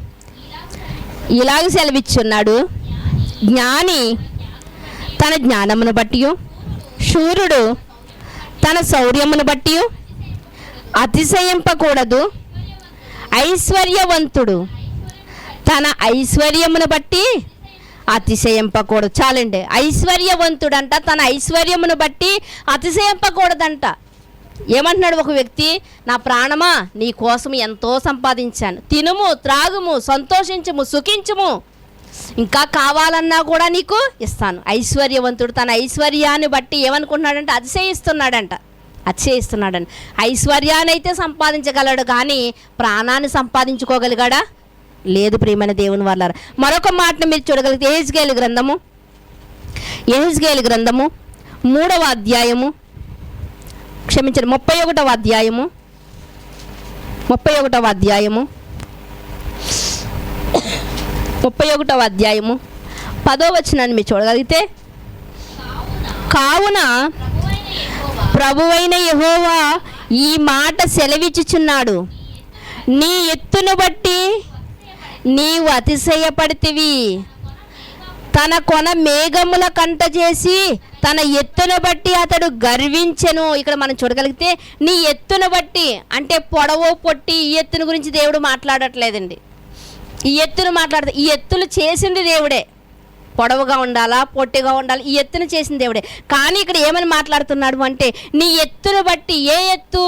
అధికారం అనే ఎత్తు, సంపద అనే ఎత్తు, ఇలాంటి ఎత్తు, గర్వాన్ని బట్టి మాట్లాడుతూ దేవుడు అంటాడు, నీవు గర్వంతో నీకేమొచ్చినాయి అంట? కొమ్ములు వచ్చినాయి అని మాట్లాడతాడు. కొమ్ములు అంటే దేనికి సూచన? గర్వానికి సూచన. అయితే ఈ యెహెజ్కేలు గ్రంథం అంతా మీరు చూడగలిగితే ఒక పట్టణం బాగా గర్వించిందండి. యెహెజ్కేలు గ్రంథం చూడకముందండి నేను ఆ పట్టణం కోసం ఒక న్యూస్ పేపర్లో చదివాను. ఆ పట్టణం ఎలాంటిది అంటే సముద్రం మధ్యన ఉన్నటువంటి పట్టణం అంటది. సముద్రం మధ్యన ఉండి చుట్టూ ఉన్నటువంటి దేశాలకు, ప్రాంతాల కంట రవాణా చేసేదంట. సముద్రం పక్కన ఉన్న దానికి సంపన్న దేశం అంటారు, లేకపోతే సంపన్న పట్టణం అంటారు. మన కాకినాడ కూడా బాగా రవాణా అవుతూ ఉంటాయి సముద్రం మార్గం గుండా, అంటే ఎక్కువ రవాణా అవుతాయి. ఈ ప్రాంతం కూడా ఎలా ఉండేదంటే అప్పుడు వస్తు మార్పిడి అనమాట. ఆ దేశం వాళ్ళు వచ్చి ఈ పట్టణానికి వచ్చి, అంటే సముద్రం మధ్యన ఉన్నటువంటి ఈ పట్టణానికి వచ్చి వాళ్ళ వస్తు మార్పిడి చేసుకుని రత్నరాసులు కానివ్వండి, మరి గంధపు చెక్కలు కానివ్వండి, ఎర్రచందనం కానివ్వండి, ఇలా విలువైనటువంటి ఉదారంగు బట్టలు కానివ్వండి, ఇవన్నీ కూడా ఎక్కడ మార్కెటింగ్ జరిగేదంటే ఈ పట్టణంలోనే మార్కెటింగ్ జరిగేదంట. అయితే కొన్ని రోజుల కంట ఆ పట్టణానికి ఏం కలిగిందంట? గర్వం కలిగిందంట. ఆ పట్టణం గర్వం కలిగిందని న్యూస్ వాడు రాయలేదు, కానీ ఇలాంటి గొప్ప పట్టణమైనటువంటి ఈ పట్టణం ఒక్క రాత్రిలోనే సముద్రంలో మునిగిపోయిందని రాశాడు. ఇలాంటి గొప్ప పట్టణము సముద్రములో ఒక్క రాత్రిలోనే మునిగిపోయింది, నేలమట్టం అయిపోయిందని పేపర్ వాడు రాశాడు. అంతవరకునే తెలుసు. కానీ ఎక్కడైతే మనిషి ఆగిపోయాడో అక్కడి నుండి చెప్పగలిగింది ఏంటి అంటే బైబిల్ గ్రంథం మాత్రమే. కనుక ఎజికేల్ గ్రంథంలో మనకు అవన్నీ కనిపిస్తూ ఉంటాయి. ఇంతకీ ఆ పట్టణం ఏంటి అంటే నేను తర్వాత చదివానండి బైబిల్లో. తర్వాత చదివిన ఆ పట్టణం ఏంటంటే తూరు పట్టణం. తూరు పట్టణం అండి. ఆ పట్టణం అంట ఎంతగానో గర్వించిందంట. ఆ పట్టణం ఎంతగానో గర్వించిందంట. నా వల్లే కదా మీరు రవాణా చేస్తున్నారు, నా వల్లే కదా మీరు ధనవంతులు అవ్వారు అని అంట. అది ఎంతగానో గర్వించినప్పుడంట దేవుడు ఏం చేశాడంట, ఒక్క రాత్రిలోనే దాన్ని నేలమట్టం చేశాడంట. ఇక్కడ మనం చూడగలంటే అంటే ఎత్తు అంటే దేనికి సాదృశ్యంగా ఉందంటే అంతస్తుకు సాదృశ్యంగా ఉంది. చూడండి, అంటూ ఉంటారు పలానా వ్యక్తి అండి ఒక ఎత్తు ఎదిగాడండి అంటారు. ఎత్తు ఎదిగాడంటే ఒక అడుగు ఎదిగాడని కాదు, అంతస్తులో ఎదిగాడని, అధికారంలో ఎదిగాడని మనకు కనిపిస్తూ ఉంటుంది. అయితే అక్కడ మేఘము చూడండి, అక్కడ వచనంలో మేఘముల కంట చేసి తన ఎత్తును బట్టి అతడు గర్వించెను, కాబట్టి అతన్ని దుష్టత్వమును బట్టి అతన్ని తరిమి వేసి జనముల్లో బలము గల జనములకు నేను అతన్ని అప్పగించెదను, ఆ జనము అతనికి తగిన పని చేయుదురు. ఇక్కడ మనం చూడగలిగితే ఏమంటున్నాడండి, ఎలాంటి వారికి నేను అప్పగిస్తాను అంటే అలాంటి వాడిని ఇదిగో నేను గొప్ప జనానికి నేను అప్పగిస్తాను అని దేవుడు మాట్లాడుతున్నాడు. అంటే ఎత్తును బట్టి, అంతస్తును బట్టి, అధికారాన్ని బట్టి, ఆస్తిని బట్టి, ఐశ్వర్యాన్ని బట్టి ఒకవేళ అతిశయిస్తే దేవుడు ఏమంటున్నాడు అంటే నీ గర్వమును అణిచి నిన్ను గద్దె దింపుతాను. సౌలు గారు అనుకుంటున్నారు నేను అర్పించినా పర్లేదు దహన బలి అనుకుంటున్నాడు ఆయన. కానీ అర్పించవలసినటువంటి యాజక బృందం ఒకటి ఉంది, వాళ్ళు లేవీలు మాత్రమే. కానీ బెన్యామీయుడైనటువంటి సౌలు కూడా ఏం చేయాలనుకుంటున్నాడంటే నేను కూడా దేవునికి అర్పించాలనుకుంటున్నాడు. ఏమండి, ఎంత రాజును చేసిన దేవుడు పద్ధతులు మాత్రం మార్చాడండి, తన ఆజ్ఞను మాత్రం ఆయన మార్పు చేయడు ప్రియమైన దేవుని వారలారా. కనుక ఇక్కడ మనం చూడగలిగితే యెహెజ్కేలు గ్రంథంలో మీరు తర్వాత చదువుకున్న ఎడల ఈ యొక్క యెహెజ్కేలు గ్రంథంలో మనకు కనిపిస్తూ ఉంటుంది ప్రియమైన దేవుని వారలారా. ఆ యొక్క తూరు పట్టణం గురించి ప్రియమైన దేవుడు తర్వాత మీరు చదువుకోండి. అయితే మరొక వచనాన్ని మనం చదువుదామండి. మరొక వచనాన్ని చూడండి ఒకసారి. యెహెజ్కేలు గ్రంథము 27వ అధ్యాయము 27వ వచనం చివరి మాటలో మీరు చూడగలిగితే ఒక్కసారి, నీ వాడ నాయకులు, నీ వాడలు బాగు చేయవారు, నీలో వర్తకము చేయవారు, నీలోనున్న సిపాయిలందరూ, నీలోనున్న జనసమూహములన్నీ నీవు కూలు దినమునే సముద్రమందు కూలుదురు అని చెప్పి చూడండి 32వ వచనములో వారు నిన్ను గూర్చి ప్రాలాపమెత్తి తూరు పట్టణమా నీతో సాటి అయిన పట్టణమేది, సముద్రములో మునిగి లయమైపోయిన పట్టణమా నీకు సమమైన పట్టణమేది, సముద్రము మీద వచ్చిన నీ సనుకులను పంపించి చాలా జనములను తృప్తిపరచితివి, విస్తారమైన నీ పదార్థముల చేత నీ వర్తకము చేతను భూపతులను ఐశ్వర్యవంతులుగా చేసితివి, ఇప్పుడు అగాధ జలముల్లో మునిగి సముద్ర బలము చేత బద్దలైతివే. ఏమని చెప్తున్నాడండి దేవుడు మాట్లాడుతున్నటువంటి మాట. తూరు పట్టణమా ఒక్క దినములో ఒక్క రాత్రిలో మునిగిపోయావు. ఎంతోమంది వర్తకులు నీలో వ్యాపారం చేసి ఎంతోమంది ఐశ్వర్యవంతులు నువ్వు చేసావు. నువ్వే ఐశ్వర్యవంతులు చేసి నువ్వే దిక్కులేని దాని వల్ల నువ్వే సముద్రంలో ఏమైపోయావు, బద్దలైపోయావు, మునిగిపోయావు. అంటే ఎవరైతే ఐశ్వర్యమును బట్టి అతిశయిస్తారో, అధికారాన్ని బట్టి ఎవరైతే అతిశయిస్తారో దేవుడంట గర్వమణిచి గద్దెలు దింపేవాడుగా ఆయన ఉన్నాడంటే ప్రియమైన దేవుని వాళ్ళారా. కనుక మనం ఎవరిని బట్టి అతిశయించాలి, అసలు దేనిని బట్టి అతిశయించాలి అంటే భక్తులు మనతో మాట్లాడుతున్నారు. చూడండి మరొకసారి చిన్న ప్రవక్త అయినటువంటి ఓబద్యా గారు మాట్లాడుతున్నటువంటి మాటలను కూడా మనం చూడగలిగితే ఓబద్యా గ్రంథము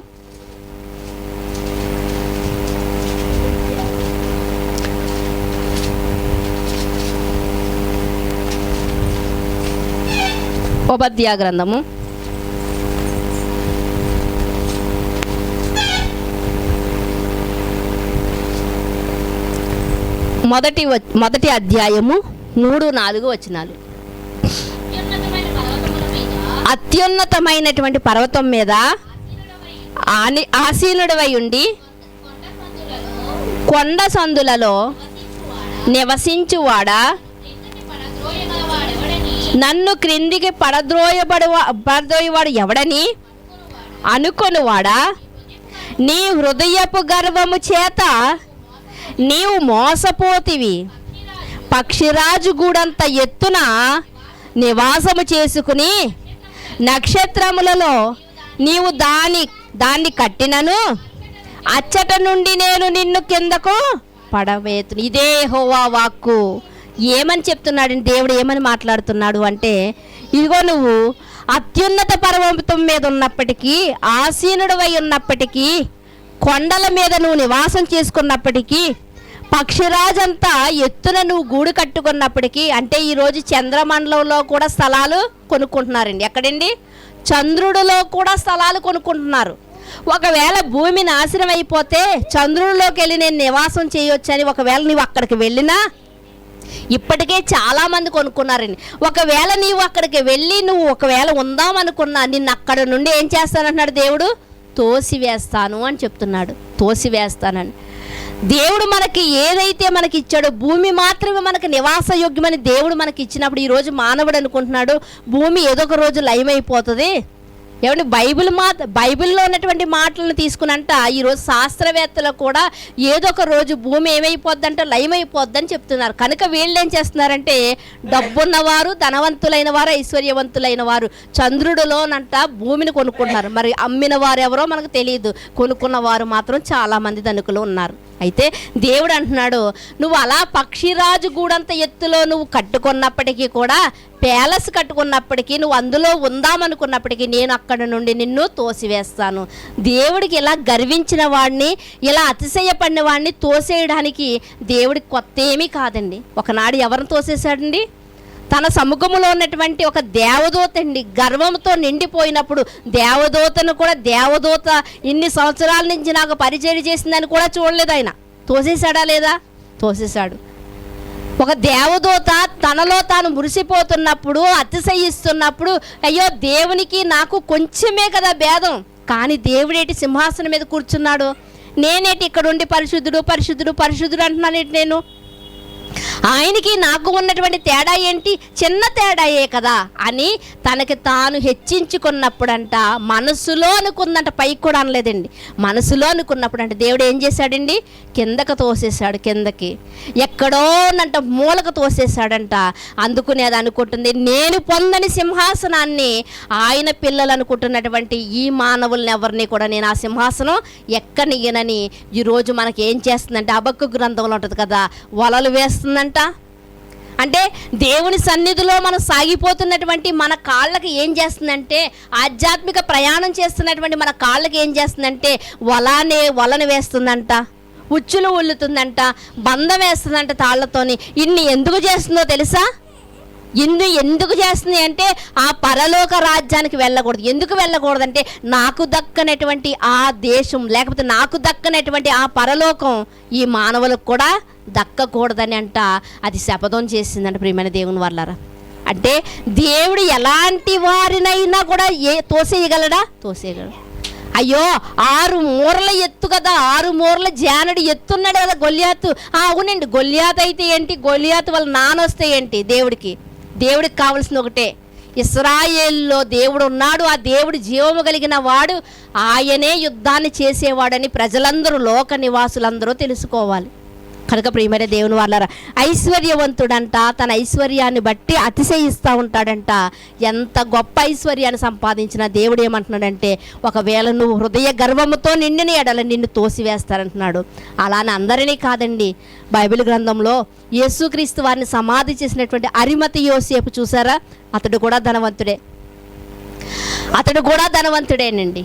ఇక మనం బర్నబా గారిని చూడగలిగితే, బర్నబా గారి యొక్క సహోదరి మార్కు తల్లి గారైనటువంటి మరియను చూడగలిగితే, వీళ్ళందరూ ఆస్తిపరులేనండి, వీళ్ళందరూ ధనవంతులే వీళ్ళందరూ. ప్రియమైన దేవుని వాళ్ళారా, కనుక వాళ్ళు తమ ధనాన్ని బట్టి అతిశయపడలేదండి.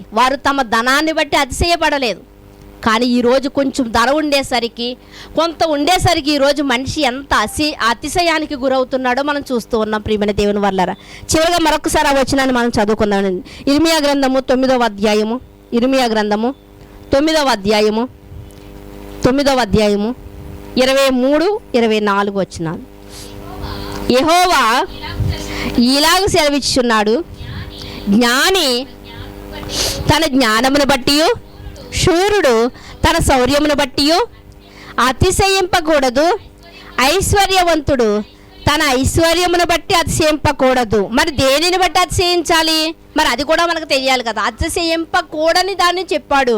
మరి దేనిని బట్టి అతిశయించాలి? మనం అతిశయించువాడు దేనిని బట్టి అతిశయింపవలెను అనగా, భూమి మీద కృప చూపుచు నీతి న్యాయములు జరిగించుచున్న యెహోవాను నేనే అని గ్రహించి నన్ను పరిశీలనగా తెలుసుకొనుటను బట్టియే అతిశయింపవలెను.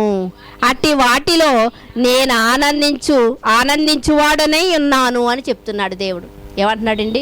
అతిశయించువాడు దేన్ని బట్టి అతిశయించాలంటే, భూమి మీద కృప చూపుతూ నీతి న్యాయములు జరిగించుతూ ఉన్నటువంటి నన్నును బట్టి, నన్ను పరిశీలనగా తెలుసుకున్నట్టును బట్టి. అయ్యో, ఆదివారం వస్తున్నాను కదా దేవా, తండ్రి శుక్రవారం వస్తున్నాను కదా, అంతకన్నా నీ కోసం తెలుసుకోవలసింది ఏముంది? నువ్వు పెరట్లో కాసిన కాయగూరలు వద్దంటున్నావు, నువ్వు ఏది వద్దంటున్నావు, నువ్వు ఏది ఇచ్చినా నీకు ప్రీతికరం కాదు, నాకు హృదయానికి కూరవు, ఇంతకన్నా నేను తెలుసుకోవలసింది ఏముంది అనుకుంటే ఈరోజు కొత్తగా మోసంలో పడిపోయినటువంటి సందర్భాలు చాలా మందిలో ఉన్నాయండి. ఇవన్నీ రైట్ ఏంటండి ఇవన్నీ. అయితే మరొక సందర్భం ఏంటంటే, నన్ను కృప చూపుచు భూమి మీద నీతి న్యాయములు జరిగించుచున్నటువంటి యెహోవా నేనేని పరిశీలనగా తెలుసుకోవాలి. మనకు ఎలా అర్థమయ్యాడంటే, దేవుడు కృపామయుడండి, ప్రేమామయుడు. ఆయన ఉన్నంతకాలం మనకి ఏమీ డోకా లేదు. ఆయన తన కుమారుని అర్పించేశాడు కదా, చనిపోయేంత వరకు కూడా మనకి ఏమి చేసినా ఎలా బ్రతికినా కూడా పర్వాలేదు, ఎందుకంటే ఆయన కృప చూపేవాడు కదా అని చాలామంది అనుకుంటున్నారు ప్రియమైన దేవుని వాళ్ళారా. దేవుడు కృప చూపువాడే. అయితే పరిశీలనగా తెలుసుకుంటే, ఒక చిన్న మాట మనం ఎక్కువ చెప్పుకుంటే సమయం సరిపోదు కాబట్టి, దేవుడు కృప చూపువాడే. కానీ ఎప్పటి వరకు కృప చూపుతాడో తెలుసా అండి? భూమి మీద ఉన్నంతసేపే కృప చూపుతాడు. దేవుడు కృప చూపాడు కాబట్టి ఉదయం లేచాం మనం, లేకపోతే అక్కడి నుంచి అక్కడికే ప్యాకప్ చేసేద్దరు. ఈరోజు ఎంతమంది లేరండి అలా నిద్దట్లో చనిపోయిన వారు? ఎంతమంది లేరు? దేవుడు కృప చూపాడు కాబట్టి ఏదో నిలబడ్డామండి. లేకపోతే కరోనా కాటుకి ఎంతమంది బలైపోలేదండి? ఎంతమంది రాత్రులు కనిపించిన వాళ్ళు మళ్ళీ ఉదయం ఫోటోల్లో కనిపించేవారండి. నిజంగా కరోనా కాటుకి, ఆ కాటును కూడా మనం భరించుకుని ఈరోజు సజీవ లెక్కలో ఉండి ఈరోజు ఇట్టి రీతిగా దేవుని సన్నిధిలో గడుపుతున్నామంటే దేవుని కృపే. ఎన్నో దేశాల్లో తిండి లేకుండా ఉన్నారంటే మనం తిండి తింటున్నాము అంటే దేవుని కృపే. ఇది కూడా అన్నీ దేవుని కృప వల్లే మనకి ఇస్తున్నాడు. కానీ దేవుని కృప వల్ల మాత్రం మనం పరలోకానికి వెళ్ళిపోము. ఇది మనం పరిశీలనగా తెలుసుకోవాలి. దేవుని కృప వల్ల మనం పరలోకానికి, దేవుని కృప వల్ల అన్నీ అనుభవిస్తున్నాం, అన్నీ పొందుకుంటున్నాం. కానీ అక్కడ ఏమని మాట్లాడుతున్నాడు అంటే, నీతి న్యాయములు జరిగించు కృప మాత్రమే కాదు, ఆయనకు ఒక నీతి ఉంది. ఏమంటే, ఖైదీకి పోలీసు వారు ఏం చేస్తూ ఉంటారంటే, అరెస్ట్ చేస్తారు, ఉదయం టిఫిన్ కూడా పెడతారు, ఒకవేళ జ్వరం వస్తే హాస్పిటల్కి కూడా తీసుకువెళ్తారు. ఓహో, ఇంత ప్రేమ చూపిస్తున్నారు కదా, వదిలేస్తారంటే వదిలేయరండి. అతని యొక్క భోజనం చూడాలి, అతని యొక్క వసతి చూడాలి, అన్నీ మామూలే. అతని నోటి నుండి నిజాన్ని కూడా కక్కించాలి. ఆ నిజం బయటకు వచ్చిన తర్వాత అతనికి వేయవలసిన శిక్ష కూడా వేయాలి. అలాగే దేవుడు కృప చూపుతున్నాడు కాబట్టి అన్నీ అనుభవిస్తున్నాం. కానీ ఆయన ఎలాంటి వాడో తెలుసా? ఆయన నీతి న్యాయములు జరిగించేవాడు. కాబట్టి భూమి మీద కృప చూపుతున్నాడు కదా అని మనకిష్టసానుగా మనం బ్రతకకుండా నీతిని బట్టి ఆయన తీర్పు తీరుస్తాడన్న విషయాన్ని మాత్రం మనం తెలుసుకోవాలి. ఆయన ఏం చేస్తాడంటే అండి, ఆయన నీతిని బట్టి మనకి తీర్పు తీరుస్తాడు కనుక ఇక్కడ కృపను బట్టి మనం వెళ్ళిపోతున్నాం. ఈ కృపను బట్టే మనం అక్కడికి కూడా గెంటుకొని పోతామని అటువంటి ఆలోచనలు ఒకవేళ మనలో ఉంటే ఒకవేళ వాటిని తీసివేసుకోవాలి. ఆయన నీతి న్యాయములను బట్టి మనల్ని అక్కడ తీర్పులోనికి తీసుకువెళ్తాడు కనుక ఆయన నీతిని బట్టి తీర్పు తీర్చేవాడు. ఆయనకి ఏమి లేదంట, పక్షపాతం లేదంట. ఎందుకు అంటే, అయ్యో ఇన్ని సంవత్సరాలు నేను కృపనిచ్చాను కదా, 40 సంవత్సరాలు 50 సంవత్సరాలు 100 సంవత్సరాలు నాకు కృపనిచ్చాను కదా, ఆ కృపతో వీళ్ళని నా దగ్గరే చేర్చుకుంటాను అనుకోడండి. ఇది ఇక్కడది. అక్కడేంటో తెలుసా? అక్కడ నీతిని బట్టే ఆయన ఇచ్చిన దానితో ఒక రైతుకి ఒక యజమాని పెట్టుబడి కూడా పెడతాడండి. నా పొలాన్ని నువ్వు ఊడ్చుకో, నువ్వు సేద్యపరచు, నీ పెట్టుబడి అంతా నేను పెడతాను, నీ పంట ఫలించిన తర్వాత నా పెట్టుబడి డబ్బులు నాకు ఇవ్వని ఈరోజు చాలామంది కౌలు రైతులకి యజమానులు పెట్టుబడి పెడుతూ ఉంటారు. అంటే తర్వాత పండిన తర్వాత అతని డబ్బులు అతనికి ఇవ్వాలి, పెట్టుబడి అతనికి వేయవలసిన చిత్తు ఆయనకి ఇవ్వాలి కదండి. ఇది ఎంత వాస్తవమో దేవుడు కూడా ఇక్కడ కృప చూపుతున్నాడు. కృప చూపాడు కాబట్టి ఇలా చల్లగా బ్రతుకుతున్నాం. అయితే పరలోకానికి ద్వారం ఈ కృప అనుకుంటే పొరపాటు. ఎందుకు అంటే అక్కడ ఆయన నీతి న్యాయములు జరిగించేవాడు. ఆయన నీతిని బట్టి ఆయన ఏం చేస్తాడంట, ఆయన మనకి తీర్పు తీరుస్తాడంట. కనుక ప్రియమైన దేవుని వారలారా, మనం ఒకవేళ అతిశయిస్తే మన బ్రతుకును బట్టి మనం ఎలా అతిశయించాలంటే, ఇదిగో దేవుని కృపను బట్టి నేను ఎలా బ్రతుకుతున్నాను, దేవుని బట్టి నేను ఇట్టి రీతిగా నేను ముందుకు సాగగలుగుతున్నాను, దేవుని బట్టి నేను ఇది చేయగలుగుతున్నాను, దేవుని బట్టి నేను ఎలా ఉండగలుగుతున్నాను, నేను యథార్థంగా అన్నటువంటి అతిశయం మనలో ఉంటే బాగుంటుందండి. లాజరు గారు ఉన్నారండి, కురుపులతో నిండిన వ్యాధి కలిగిన శరీరం కుళ్ళిపోయిన ఎన్నవిన యోబు గారు కానీ లాజరు గారు కానీ ఈ బాధలను తట్టుకోలేక ఆత్మహత్య ఏమైనా చేసుకున్నారండి? ఒకవేళ ఆ సహనాన్ని ఎవరిచ్చారు, ఏంటి మీరు ఎలా ఉండగలిగారంటే వాళ్ళిద్దరూ మనకు చెప్పే సమాధానం ఏంటంటే, ఇదిగో దేవుని కృపను బట్టి మాకు ఆ యొక్క ఏమిచ్చాడంటే ఓర్పునిచ్చాడు అని చెప్తారు. నిజంగా అంటే ఆ ఓర్పు కూడా ఎవరిచ్చారు? దేవుడే ఇచ్చాడు. కనుక ఈరోజు ఒక ఐశ్వర్యవంతుడైనప్పటికీ, ఒక రథములు కలిగిన వాడా, గుర్రములు కలిగిన వాడా, మరి ఏది జ్ఞానము కలిగిన వాడా, ఎవరైనప్పటికీ కూడా ఇది నాది, నా జ్ఞానం నేను సంపాదించింది అనుకుండగా ఇది దేవుని ద్వారా నేను పొందుకున్నాను అంటే నిలిచి ఉంటాడు. లేకపోతే ఆకాశమంత ఎత్తులో గూడు కట్టుకున్న దేవుడు దాన్ని ఏం చేస్తాడంట, చెదరగొట్టేస్తాడంట. కనుక దేవుని యొక్క బలిష్టమైన చేతి కింద మనం ఎలా ఉండాలి అంటే దీన మనసు కలిగి ఉండాలి. దావీదు గారి వలె మనము యుద్ధము యెహోవాది అన్నాడు, మనం కూడా ఈ జీవితం దేవునిది అని దేవుని ద్వారా మనం అతిశయించాలి. కానీ శారీరకంగా మనం అతిశయించడానికి వీలు లేదు. మనం చేసుకున్న శరీరం కూడా కాదు ఇది మనం అతిశయించడానికి. కనుక ఇక మీదట మీరు ఏదైనా చేసినప్పుడు కానివ్వండి, ఏదైనా పొందినప్పుడు కానివ్వండి, ప్రియమైన దేవుని వారలారా, ఇది దేవుని వల్ల నాకు కలిగింది అన్నటువంటి అతిశయం మీలో ఉండాలి. అలా ఉన్నప్పుడు దేవునికి అది ఆనందం అంట. కనుక అట్టి రీతిగా మీరు అందరూ ఉంటారని కోరుకుంటూ నా మాటలు ముగిస్తున్నాం. ప్రార్థన చేసుకుందాం. మమ్మల్ని మిక్కిలిగా ప్రేమించిన మా ప్రియ పరలోకపు తండ్రి, మీ ఘనమైన శ్రేష్టమైన నామమును బట్టి మీకు వందనములు స్తోత్రములు చెల్లించుకుంటున్నాము దేవా తండ్రి. మేము ఏ విషయంలో అతిశయపడుతున్నామో తండ్రి దేవా, ఆ విషయంలో మేము అతిశయపడకుండా తండ్రి మీ వలనే మేము అతిశయపట్టుకు సహాయం అనుగ్రహించండి. ఏ విషయంలో హెచ్చింపబడుతున్నామో తండ్రి ఆ విషయంలో మేము తండ్రి తగ్గించుకున్నట్టుకు సహాయం చేయండి దేవా. ఇదిగో పౌలు గారు అతిశయపడకుండా, హెచ్చిపోకుండా అతని శరీరంలో ఒక ముళ్ళును మీరు పెట్టారంట తండ్రి. ఈరోజు ఒకవేళ మేము అతిశయిస్తే తండ్రి, ఒకవేళ ఈరోజు మేము హెచ్చింపబడుతూ ఉంటే తండ్రి, మీరు కూడా మాకు ఏదో ఒక ముళ్ళును మాకు పంపిస్తారు తండ్రి. కనుక నా తండ్రి మేము హెచ్చిపోకుండా, అతిశయపడకుండా శారీరకంగా ఉండడానికి కృప చూపండి దేవా తండ్రి. మరి ముఖ్యంగా తండ్రి దేవా, ప్రతీదీ మీ కృప ద్వారా మేము పొందుకున్న ప్రతీదీ కూడా తండ్రి మీ వలన మేము పొందుకున్నామన్నటువంటి కృతజ్ఞతాభావం కలిగిన వారుగా మేము ఉండడానికి సహాయం అనుగ్రహించండి. ఒక దావీదు గారి వలె నా తండ్రి దేవా తండ్రి ప్రతి విషయంలోనూ మిమ్మల్ని ఆనుకున్నట్టుకు సహాయం చేయండి. విజయం రావాలి అంటే తండ్రి సొలొమోను గారు చెప్పినట్లుగా తండ్రి మీ వలనే మాకు విజయము, మీ వలనే మాకు రక్షణ. కనుక నా తండ్రి మీరు లేకుండా మా జీవితంలో ఏమీ లేదు కనుక, మీరు లేకుండా మా జీవితంలో మేము ఏమీ సంపాదించలేము, సాధించలేము. కనుక ఈ వాస్తవం ఎరిగినటువంటి మేము తండ్రి మా బలాన్ని చూసుకుని, మా అధికారాన్ని చూసుకుని, మా అండబలాన్ని చూసుకుని మేము అతిశయించకుండా తండ్రి ఎప్పటికప్పుడు మమ్మల్ని తండ్రి దేవా తండ్రి అయా తండ్రి దేవా అయా తండ్రి శోధనల చేత, శ్రమల చేత తండ్రి దేవా తండ్రి మమ్మల్ని తండ్రి దేవా తండ్రి నలగొట్టుతున్న విధానాన్ని బట్టి మీకు స్తోత్రాలు ఆయన తండ్రి. అయా తండ్రి మాలో ఇంకను గర్వం అనే ముళ్ళు ఒకవేళ ఉంటే తండ్రి దాన్ని తీసివేయండి దేవా తండ్రి దేవా. సాత్వికము దయచేయండి దేవా, సమాధానము దయచేయండి దేవా తండ్రి. దావీదు గారు వలె మమ్మల్ని మేము తగ్గించుకునే మనస్తత్వాన్ని మాకు ప్రసాదించండి. దేనిని బట్టి అయితే మేము హెచ్చిపోతున్నామో తండ్రి ఆ విషయంలో పరిపూర్ణముగా మేము తగ్గించుకున్నటకు కృపచూపమని కోరుకుంటూ సమస్త మహిమాగణిత ప్రభావంలో మీకే ఆరోపించుకుంటూ మీ కుమారుడు మా రక్షకుడు అయినటువంటి యేసుక్రీస్తు వారి అతి శ్రేష్టమైనటువంటి నామములే ప్రార్థన అడిగి వేడుకొనుచున్నాం పరమ తండ్రి. ఆమేన్. శ్రద్ధగా ఉన్న మీ అందరికీ ప్రభు పేట వందనాలు.